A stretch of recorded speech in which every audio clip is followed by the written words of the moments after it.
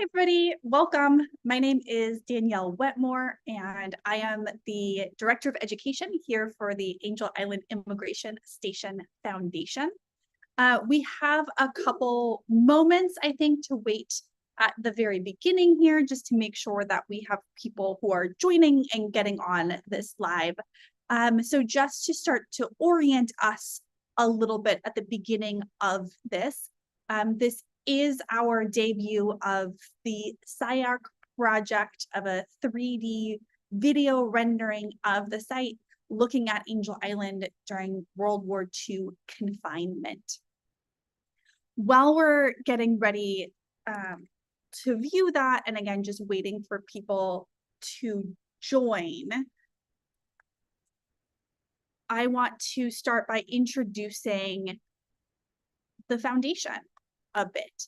And where better to start than by looking at our mission, vision, and values. Who are we as the Angel Island Immigration Station Foundation?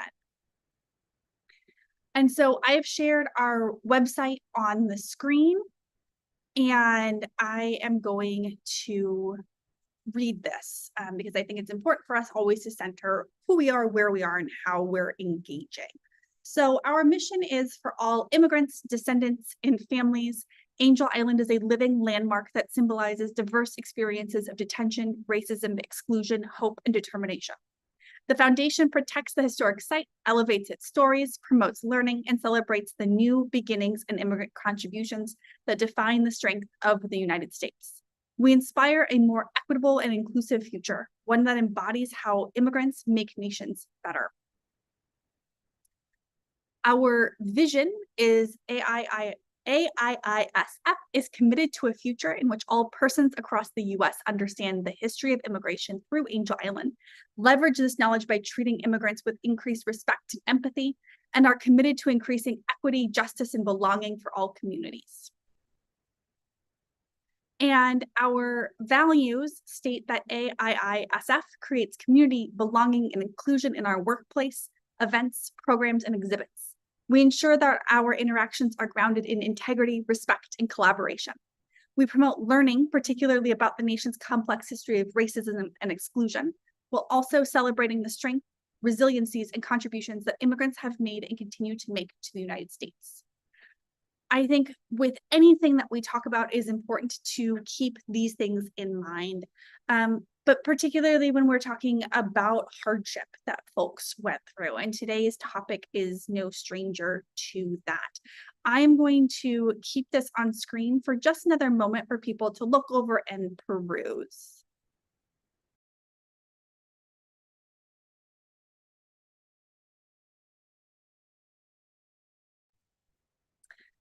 Fantastic. And so we are going to jump into the program. Again, my name is Danielle Wetmore. I am the Director of Education for the Angel Island Immigration Station Foundation. Whoops. Do this. Okay. Oh, actually, I need to make sure that I shared this with sound. Perfect. On screen now, you can see a page that has the landing page for our CyArk experience, which we unveiled October 1st for this section on Angel Island World War II confinement. So it's an extension of another project that we had been doing, and it is part of a larger project called Taken from Their Families. And we did this on site because it fits in with the story of the history of Angel Island. So looking at the timeline for the immigration station, this area that we're looking at, which we can see here, a picture of the historic detention barracks. It opened as an immigration station on January 21st, 1910. And it operated as an immigration station from 1910 to 1940. On August 12th, 1940, a fire burned down the administration building. It is unclear exactly what started that fire, but it does lead to the closing of the immigration station. it was moving in that way anyway. It was likely to be shut down as an immigration station. This really just made sure that the process was happening at that moment. And so the last immigrants left on November 5th of 1940. Now, the largest group of immigrants to come through were Chinese immigrants, but Japanese immigrants also came through here. About 85,000 Japanese immigrants made their way through the immigration station on Angel Island. And people from 85 different countries can trace family members coming through here. And so it is a diverse experience.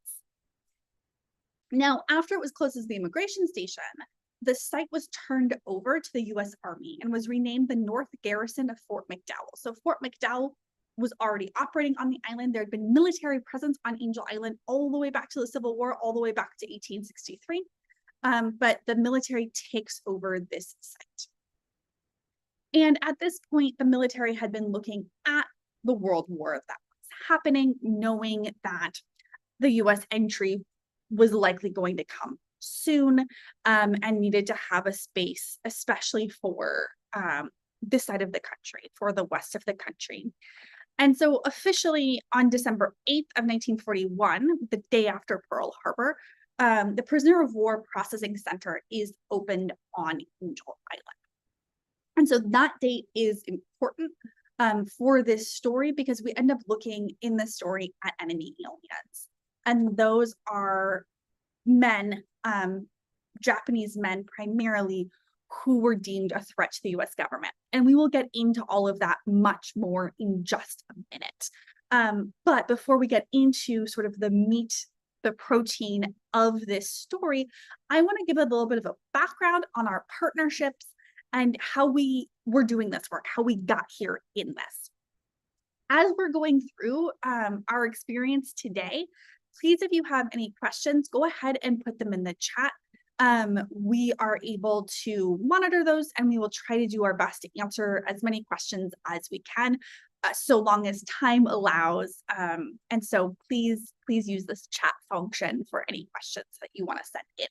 So again, the background of this project is that Japanese history for the immigration station is important on the site, but Japanese incarceration history in the World War II era is also important on this site, particularly for the prisoner of war processing.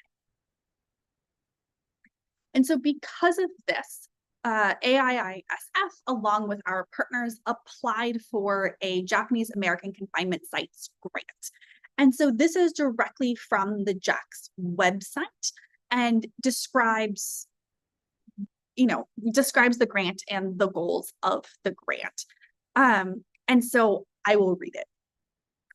Congress established the Japanese American Confinement Sites, JAC's, grant program for the preservation and interpretation of incarceration sites where Japanese Americans were detained during World War II.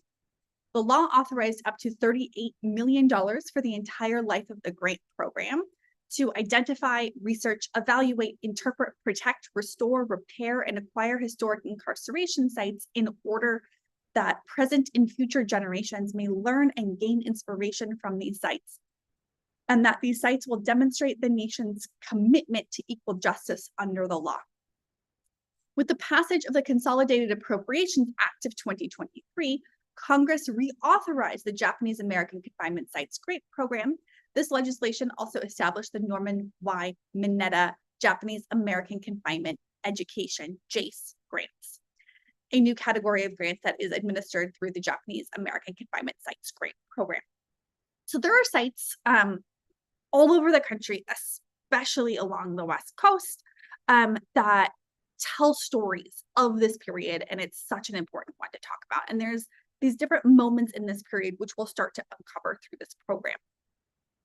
And so for us, one of the ways that we wanted to look at the site and preserve the site for education, for interpretation, right? This grant talks about to identify, research, evaluate, interpret, protect, restore, repair. For that, for us, our partnership with CyArk made a lot of sense. So CyArk is an organization that works to take 3D technology. CyArk is unlocking the power of 3D technology to make the world's cultural heritage accessible to new audiences and future generations. And we had already worked with CyArk to map a lot of the immigration station, but not entirely the whole site. We still haven't done the entire site, but this grant allowed us to add additional parts to our mapping.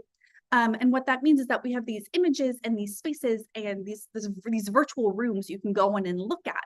So if for some reason something were to happen to the site, which really hopefully it doesn't, right? But thinking about all kinds of things that can happen, right? Things, age, climate change, all of these things, physical spaces aren't always safe to dangers to being there forever. And so this project is documenting that space, and not only documenting it, but also being able to tell the story of the space. And so this is, again, taken from CyArk's website. This is their why. They want to connect with new audiences, make sure that the sites that they're looking at, people who wouldn't have access to going there otherwise would now have access to it, right? Getting to Angel Island can be very difficult, both geographically difficult, but economically difficult if we think about, ferry fees and things like that. And so this allows folks to access these stories from their computer, from their living room, from wherever it is you are right now accessing this information. It is to elevate underrepresented voices and stories. And so at Angel Island Immigration Station, many of the people who were processed there, both under immigration station times, but also during this World War II era, are Asian voices, Asian experiences, and we know that that is underrepresented and under talked about. And so this is a way to make sure that we're lifting up these stories. This is a virtual educational resource. I've talked to a lot of teachers who have used our original CyArk Angel Island Immigration Station model in their classroom and had really excellent feedback. So I'm thrilled to be able to add this other layer onto this now as well. And again, accurate 3D documentation. I'm going to read this one because it's very technical, and anybody who has technical questions, hopefully they're answered by this, because I personally, I'm not super knowledgeable about the very technical aspects of this project. But it says 3D documentation of a site utilizing LiDAR and photogrammetry is used to create a photo textured model for storytelling, but can also be reused for various purposes, including visualization, conservation, and restoration efforts. So, right, so this really aligns with those ideas for the JAX grant. And so we worked with CyArk to visually map the site. Again, that first round of visualizations was done in 2020 for the immigration station part of the story, the 1910 to 1940 part of the story. And then with this grant and with this work, we were able to bring them back out. This was done more recently and they were able to add to this 1940 timeline and go past the immigration station timeline and use these cameras and drones and all of these ways of capturing this space. Of course, it isn't only about the physical mapping of it, but that physical mapping makes layers of education and interpretation can go on top of that. And so this is the site. You're welcome to follow along from your own browser if you want to pull this site up on your phone or anything like that. The link is on here. Also, if you just Google CyArk Angel Island World War II, this will come up. And so I'm going to pull it up.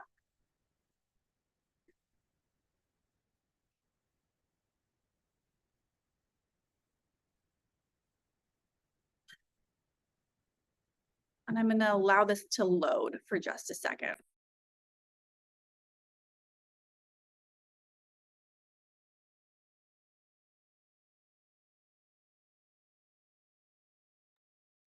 All right, so this is looking like it's loaded, so we can go ahead and enter. Welcome to Angel Island Immigration Station, located in the San Francisco Bay Area, a historical crossroads for many diverse communities. During this visit, you will learn about the experiences of Japanese Americans whom the U.S. government detained on the island during World War II, continuing a legacy of discriminatory policies targeted at Asian Americans. Along the way, you will hear from researcher Hannah Schoenberger and Angel Island State Park interpreter Casey Dexter Lee about the experiences of people detained on the island and how this place has changed over time. So this mystery narrator that you hear as soon as you enter the site, that is me. And this project wasn't done only by me. And it also wasn't done simply by the people that we are going to see on our screens. This had a whole team at CyArk, and also a whole team of researchers that went into doing this work. And so all of us at AIISF had a part in this, but also we, partnered with other researchers. Grant Din is somebody who was invaluable in this process. Gail Okawa, who is a scholar in Hawaii, wrote a book about her father's experience in this enemy alien experience. And so all of this information is coming together in this way. And you can go through this and you can simply go through it and just keep clicking next scene and you can hear an entire story. But also what you can do is you can click into the other things that pop up on your screen and dive a little bit deeper. And so I'm going to click on Hannah here. And so this is giving us an introduction to her. And Hannah worked for us and she was with us when we were working on this project. She no longer is with the organization, but we are so grateful to all of the work that she did in everything, but also very much on this project. And something that is interesting connection for her here is that she graduated from Occidental College with a degree in American Studies, focused on Asian American history and collective memory. As a Bay Area native and fourth-generation Japanese American, she feels a personal connection to the intersecting histories of immigration and World War II detention on Angel Island. And so we'll hear from her throughout this experience, and we will also hear from Casey. Casey Dexter Lee is an interpreter at Angel Island State Park. Interpreter is the state park's language for educator or somebody who's going to tell you things. In California State Parks language, a ranger is somebody who carries a gun, and interpreters tell you stories and histories. And so she does that, and she has been part of the California State Parks since the year 2000. And she has been with Angel Island for the majority of that time. So she's an incredible source of knowledge and of connection to the history of this site.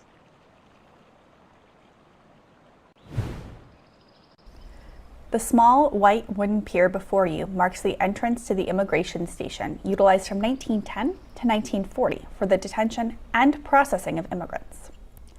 During World War II, the U.S. government reused pre-existing buildings for the war effort. The detainment of Japanese American internees on Angel Island during this time was part of discriminatory policies that eventually led to the signing of Executive Order 9066 and the U.S. government's forced removal and confinement of over 120,000 Japanese Americans. Over the course of the war, about 600 Japanese American internees who lived in the territory of Hawaii and 100 from California, Oregon, and Washington were temporarily detained here while awaiting transfer to Department of Justice camps across the mainland U.S. The U.S. military also used the immigration station to detain prisoners of war from Japan and Germany, as well as people of German and Italian descent living in the U.S. deemed a threat. And so here we can see that in this experience, we start to see these other things pop up to look more deeply. So one of the things that we have is a historic illustration. It was done by George Hoshida. And George Hoshida used art through his experience to document the spaces that he was at and the people. He did portraits and spaces, landscapes. And so this is what he saw when he was getting off the boat to Angel Island. So this is that pier. It's no longer there, but was there both in the immigration period and in this World War II period.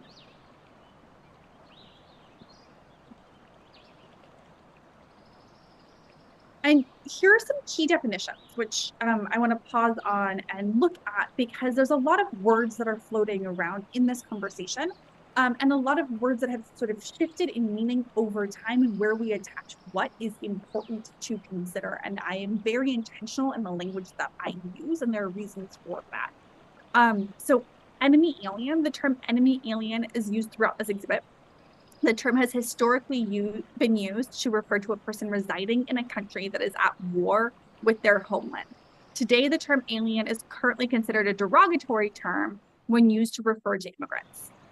AIISF, we use the term enemy alien in this exhibit solely for historical consistency and reference. We do not support its usage to refer to current day immigrants, but continue to use it because it delineates a certain population and the processes they went through. So the government made distinctions, and this distinction of enemy alien meant you went through a different process than somebody who was given a different type. Incarceration. The commonly used term internment fails to accurately describe what happened to the Japanese Americans during World War II. Internment refers to the legally permissible, though morally questionable, detention of aliens in a time of war. And so the many camps that we learn about in school connected to Japanese incarceration after Executive Order 9066, those are more accurately referred to as incarceration camps. Some people will also call them concentration camps, which is, again, differentiated from the death camps in Europe. Internment is the word that we use for the experience on Angel Island, because it has a very narrow definition that applies to this enemy alien population. So although internment is a recognized and widely used term, we encourage the use of incarceration, except in the specific case of Japanese Americans detained by the Army or the DOJ. Detention is used interchangeably, although some argue that the word denotes a shorter period of confinement than the nearly 4 years that camps were in operation. So for both of those definitions, we look to Densho, and they are a leader in this work, and I definitely recommend anybody to go and check out their work. And so internment refers to this population because these enemy aliens were arrested by the Army and the Department of Justice, and they were at Department of Justice camps. And so it's for this smaller subset population. A prisoner of war is someone who has been captured and imprisoned by the enemy in war.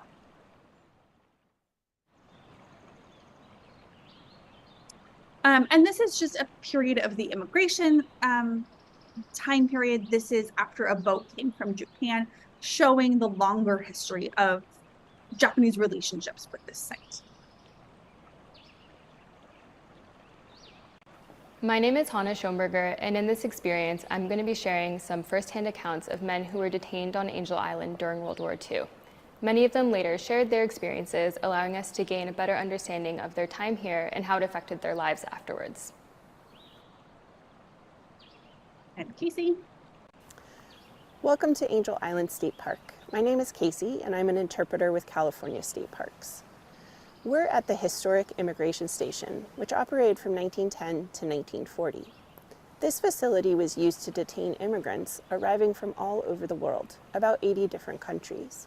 The majority of the people detained here were coming from Asia.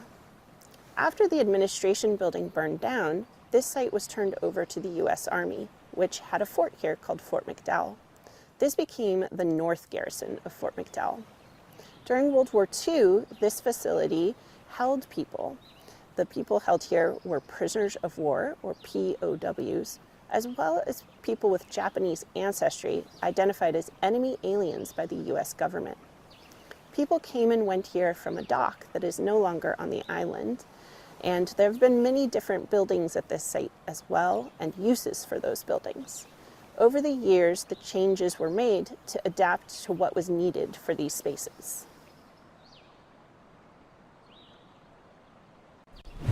Located on a hill overlooking the two-story barracks building, the wooden guard tower is evidence of the site's transition to an Army-controlled World War II detention center in 1941.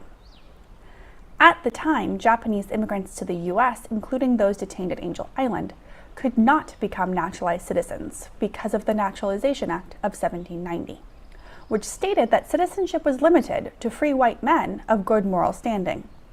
When World War II started, the U.S. government labeled them enemy aliens, along with non-citizen immigrants from Italy and Germany. After Japan attacked Pearl Harbor on December 7, 1941, the FBI and local law enforcement began arresting people they considered to be the highest risk, some of whom were eventually detained on Angel Island. Religious and community leaders, journalists, photographers, and even martial artists were arrested because of their perceived ties to Japan. No acts of espionage or sabotage were committed by Japanese Americans, whether born here or in Japan, before or during World War II. And so this experience, you can also always click into and look around. And then again, there are things that will pop up. I'm not going to go into absolutely everything that pops up over the course of our time looking at this. This is really meant to be an introduction and overview for you to then be able to go into this and explore on your own and really dig in that way. But I do think it's interesting here to look at sort of the photograph that we have of this guard tower, showing it with human scale. This is Casey right here. And then how that ends up being rendered in this experience. Otokichi Muin Ozaki was born in Kochi Prefecture, Japan. He was a journalist, a school teacher, a community leader, a flower grower, and a poet in Hilo, Hawaii. Ozaki did volunteer work for the Japanese government to help new immigrants adjust to life in Hawaii. He also taught Japanese at a language school. This, coupled with his proficiency in Morse code, made him a suspicious person to the FBI during World War II. The FBI did note that no evidence is found that he is engaged in espionage, is a potential saboteur, or is disseminating subversive propaganda, except possibly by teaching school children under his direction the Japanese culture and loyalty to ancestral country. While the FBI says they had no evidence against him, Ozaki was interned for the remainder of the war because of the assumption that by teaching Japanese language, he was loyal to Japan.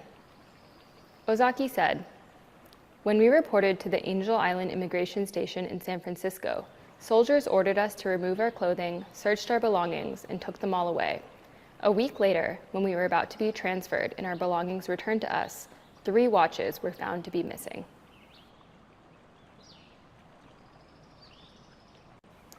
In 1941, the U.S. Army took control of the former immigration station site. The people that were held here stayed in a barracks, and there was a mess hall and recreation area. There were additional facilities for feeding American soldiers, as well as barracks for troops that were stationed here at Fort McDowell.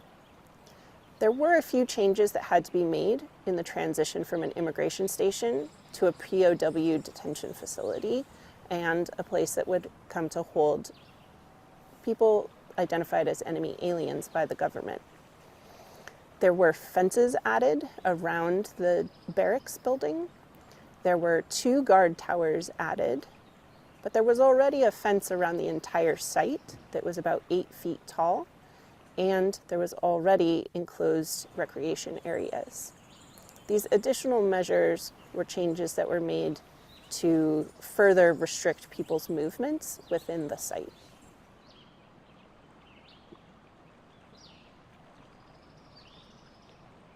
Just below the guard tower stands the 2-floor barracks building where Japanese American internees were detained. The language used to describe World War II confinement of Japanese Americans reflects the complexity of people's citizenship status in euphemistic terms commonly used at the time. The term internment refers to the legally permissible, though morally questionable, detention of enemy aliens in times of war. During World War II, the federal government arrested nearly 8,000 individuals across the U.S. and its territories based on these proclamations, including internees detained at Angel Island. This barracks building would be one of many detention centers where they were sent during the course of the war. While detained in the barracks on Angel Island, Japanese American internees discovered a legacy of Asian immigrant experiences carved into the walls. And so here on this next step, we will be able to see that the rules of sort of movement and physics in doorways don't connect to the experience when it's virtual. Inside room 211 on the second floor of the barracks, bunk beds 3 levels high illustrate the close quarters where detainees lived. Japanese American internees would have stayed in rooms like this awaiting transfer to another detention center. Others deemed enemy aliens, along with German and Japanese prisoners of war, would also have been detained in this building over the course of the war, but likely held separately. While this room is quiet today, imagine this place filled with dozens of men going about their daily lives in confinement. POWs and Japanese American internees carried on traditions of previous immigrant detainees and left inscriptions on the walls. And so again, once you get inside, you're able to use this function and move around and zoom in and look at things more closely. I do recommend, if you're doing this, to use a mouse rather than a trackpad. It does really help the process of moving around, and you can zoom in and such. Prior to 1940, the writing we see on the barracks walls is left behind by immigrants detained here. They wrote and carved on the walls, but that was painted over by the immigration officials. On the top layer of paint from World War II is where we see inscriptions mainly from prisoners of war from Germany and Japan. People with Japanese ancestry that were held here, that were solely held for that ancestry, were not considered prisoners of war. The writing you'll find from the World War II era is typically around windows and window frames, sometimes hidden in corners, obviously done with a little bit of discretion to hide it. The words that they left typically were messages to would-be rescuers, how many people were in the group, where they had been, and where they thought they were going next.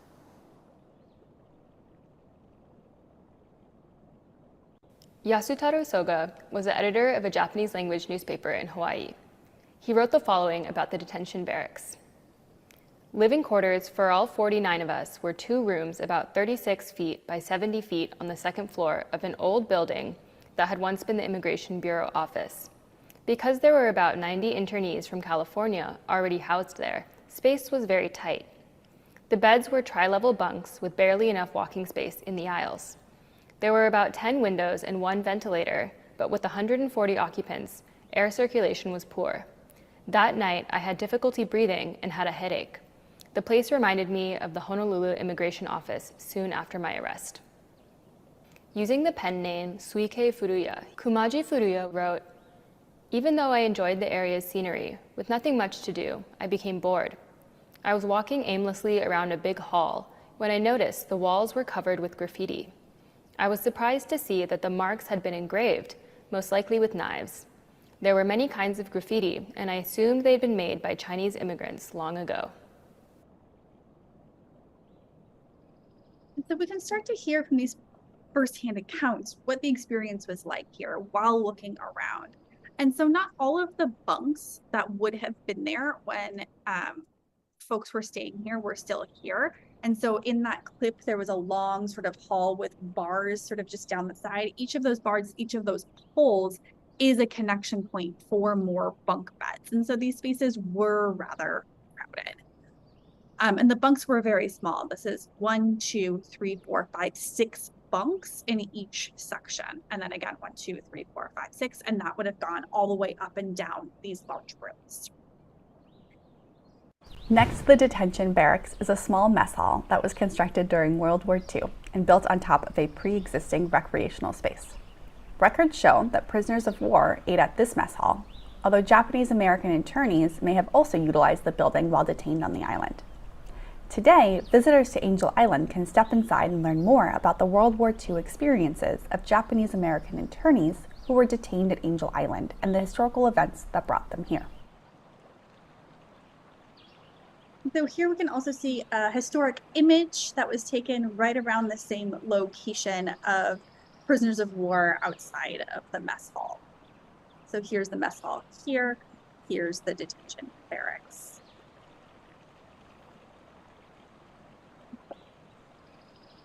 The mess hall provided seating for 200 people to eat meals at one time. There are also remnants of what is left behind in the kitchen, like stoves and dishwashers that were used to cook and prepare meals. There was also a wooden path outside the mess hall to sinks where prisoners of war would rinse their trays before they would head to the dishwasher.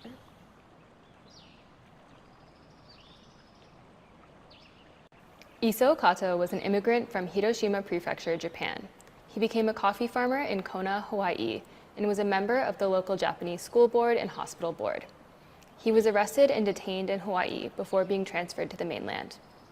He later wrote, "Here at the center are about 14 or 15 Germans and 23 Italians, along with us. It is different here from Hawaii in that we are enjoying more privileges. We are free to bathe and use the toilet at any time. All accommodations are comfortable, so it's a good feeling. The dining room is new and the food preparation is sanitary and tasty. The cook and the kitchen helpers were all military men, and they treat us kindly. During dinner, the German and Italians are together with us. We are all enemies and comrades alike." And so there's many different perspectives of the experience here, right? The inside of this building is similar to mess halls built in 10 Army-style camps where the U.S. government confined Japanese Americans following the signing of Executive Order 9066. In March of 1942, when the first Japanese American internees from Hawaii came to Angel Island, the U.S. government began the forced exclusion and confinement of over 120,000 Japanese Americans. Unlike Angel Island, 2/3 of those confined in the 10 camps administered by the War Relocation Authority, or WRA, were U.S. citizens. While sometimes thought of as internees, this group is more accurately referred to as being incarcerated.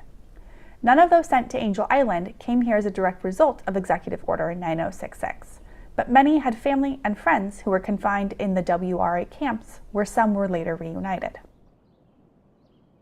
So again, just because this is confusing, the WRA camps are from Executive Order 9066. The DOJ camps are for the enemy aliens. And so that is the population that came through Angel Island. But many families were impacted by both.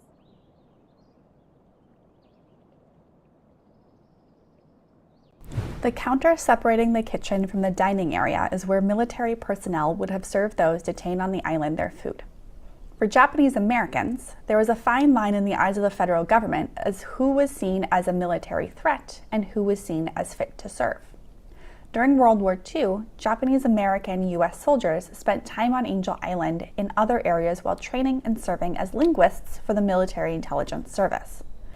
More than 33,000 Japanese Americans served in the U.S. during the war, despite the questioning of their loyalties and mass evacuation and confinement. Records show that 210 of those who served were sons of Hawaiian internees detained on Angel Island. 7 of those were sons killed in action. And so again, you can explore in 3D and start, to look around the space, and you'll see other pop-ups that come up. Incidentally, as when we went to Angel Island, it was by way of Jefferson Barracks, Missouri, where the Air Corps, the 2 Air Corps teams were sent. And then we entrained and went from Jefferson Barracks to Angel Island. And that unit, it was called Fort McDowell. And we were at Fort McDowell. And so the 20 of us were there. And one thing was comical in that the first sergeant would call roll call in the morning. And he was having a devil of a time pronouncing Japanese names. So he would call the roll, and he'd come to the Nisei names and couldn't pronounce it well. So he struggled to call our names and have us answer. And finally, he got to the point where he didn't bother to call our names. He says, well, you Niseis in your unit, are you all present? You know, something like that. And so somebody said, yeah, we're all present accounted for. And so then some of the guys wouldn't even get out of their bunks, 5 o'clock in the morning, and it's cold out there, and getting up for roll call. Well, there were some of the guys that didn't get up, and the others would announce that we're all present. That's how we got by. But one thing on Angel Island, to give ourselves a little exercise, every day we hiked around the island. So that was our exercise. But at night, we would look around across the bay, and we'd see the lights. There's more to that video. Absolutely recommend coming back and finishing it. But what he's highlighting too is that there's many different groups of Japanese folks who are interacting with the government in different ways, right? There's those who were enemy aliens in DOJ camps. There's Executive Order 9066 in the WRA camps, but there are also Japanese young men who are serving in the military at this time, and many of them in the military intelligence service because they were sought after for their language use. So in some families, we have fathers who were deemed a threat, who were arrested, and their sons recruited to be used for their language skills. So we can see how disconnected the US government is looking at these identities of these folks and how they're being stereotyped. This mess hall would have served Japanese American internees for a relatively short time before they were sent to other detention facilities. After Angel Island, internees were moved along several different routes that typically ended at the Santa Fe Internment Center in New Mexico. Some families of the internees who were arrested in Hawaii made the difficult decision to leave their homes in Hawaii to join their loved ones at WRA camps in places like Jerome, Arkansas, and Gila River, Arizona, or the Department of Justice's Crystal City Family Internment Camp in Texas. Families of West Coast internees were forced to live in WRA camps after Executive Order 9066. While some internees would be reunited with their families at these camps, others would have to wait until the end of World War II. Those who requested repatriation to Japan were sent to the Tule Lake Segregation Center. Many changed their minds due to family objections or after learning of the dire conditions in the country. So here is a list of the names of everybody that we know came through Angel Island. And you can zoom in on this list, which I'm having a little bit of trouble doing right now. Here we go. That's why. You can zoom in on the list and see all of these different names on here. And the colors are referred to in this key up here.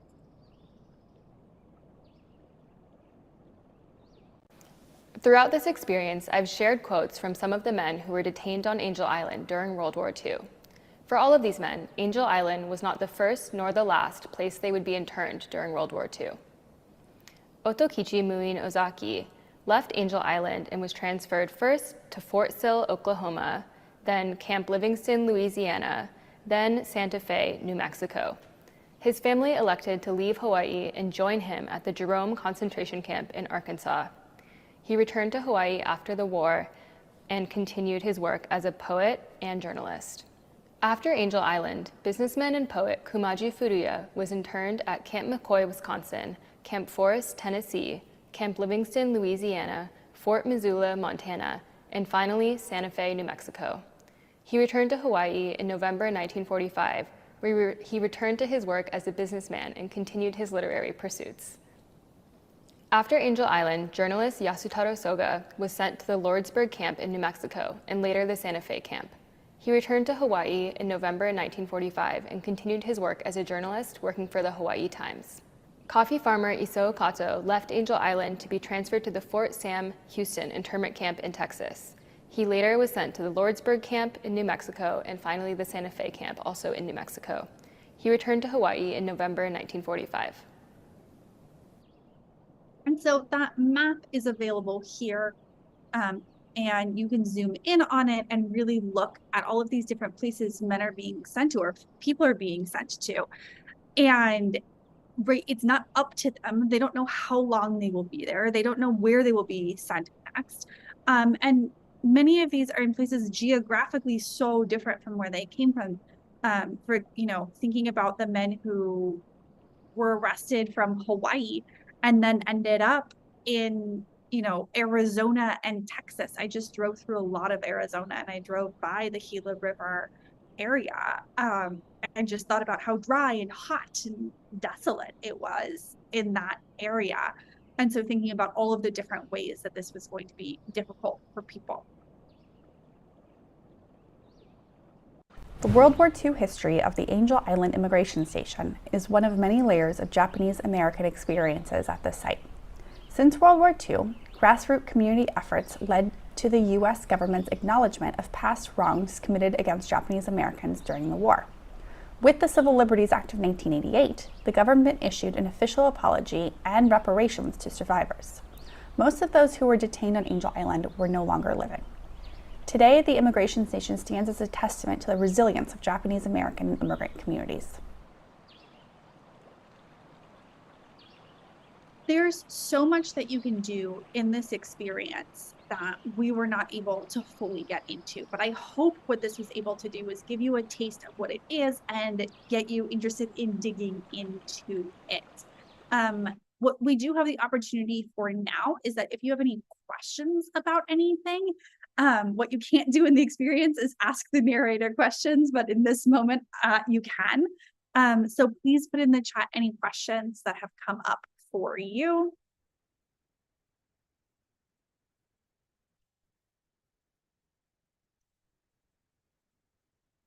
And while you're considering questions, I am going to just put on the screen how you can stay in touch with us. And thank you so much for your support and your experience in learning about, connecting on, and sharing the story of those who had experiences at the Angel Island Immigration Station and also in the World War II era. But we'll pause for a moment or two in case any questions come up. Otherwise, thank you for joining, and I hope you have a great rest of your day.